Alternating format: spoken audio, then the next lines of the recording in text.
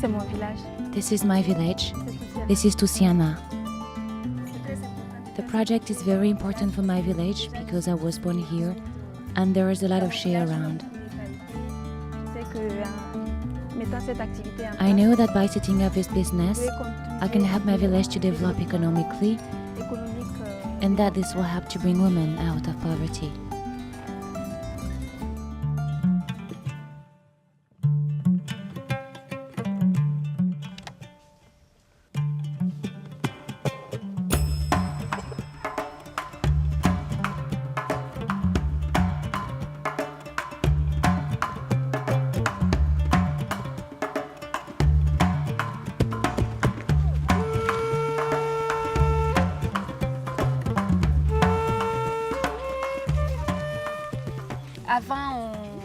Before, we would collect the shea and process it, but sometimes there were problems with the quality of the shea butter.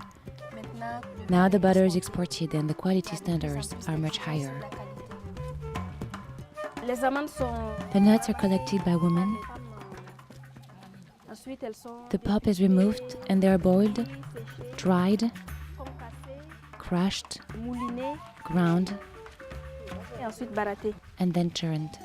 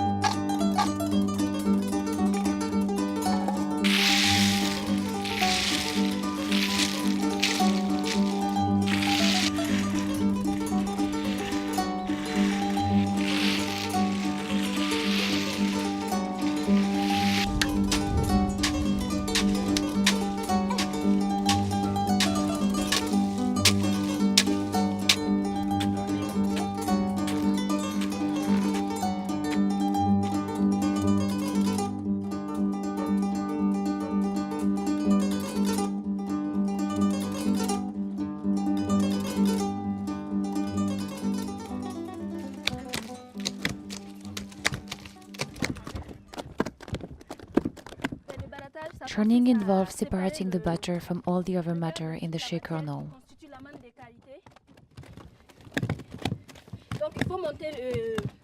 You have to beat it so it thickens like a cream. Then we wash it and add water to separate the butter from the rest. This can take from 30 to 45 minutes and it's exhausting. Then you have to cook it again for a while and it can take 2 hours to be properly cooked. As I said, I was lucky enough to go to school. There are women who work a lot and very hard at designing luxury products that are based on shea butter. I believe our shea butter has to be properly appreciated, and that's what gave me the courage to go to Europe to look for people who are interested in shea butter and who use it. And that's why I met Mr. Pierre Fabre, who was kind enough to meet me and to build a project together. Since 2007, I have welcomed at least 3 delegations from Pierre Fabre to improve butter quality.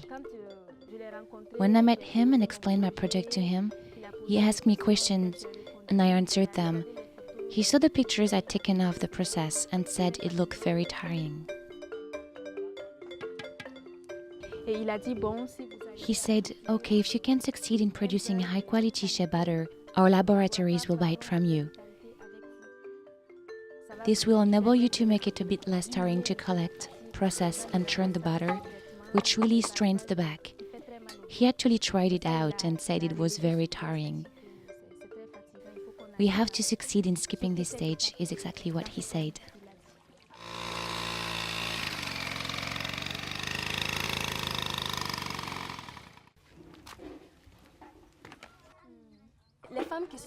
The women you see here are gatherers.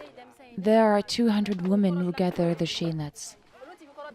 They're trained at least twice a year, before harvest and during harvest.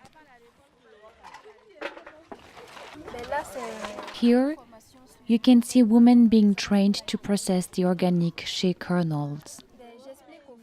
I'm explaining to them how to gather the nuts.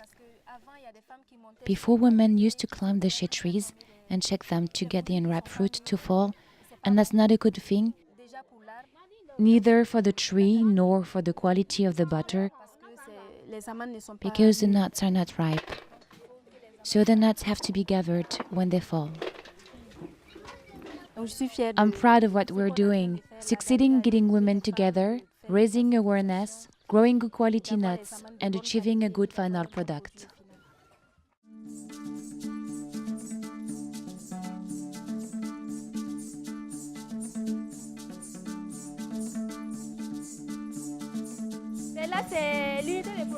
This is the production unit. We're looking at the press we received from Pierre Fabre.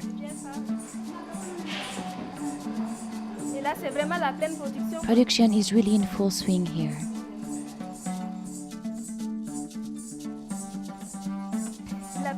The press plays an important part since it presses out the butter and allows us to skip a lot of stages in the production process.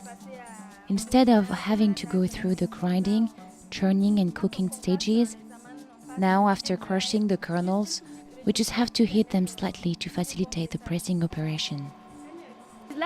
This is the result of the pressing stage. The butter comes out like this. It's pure and natural. It hasn't been filtered yet, and that's why it's still the same color as the shea kernel. And this is the last stage of the butter process, filtering. We saw how the butter leaving the press was still colored. I was saying it was natural butter, but it still contained color because of the residues from the shea kernels. Look at the butter. All the impurities we saw at the pressing stage have been removed. This is very high quality butter now.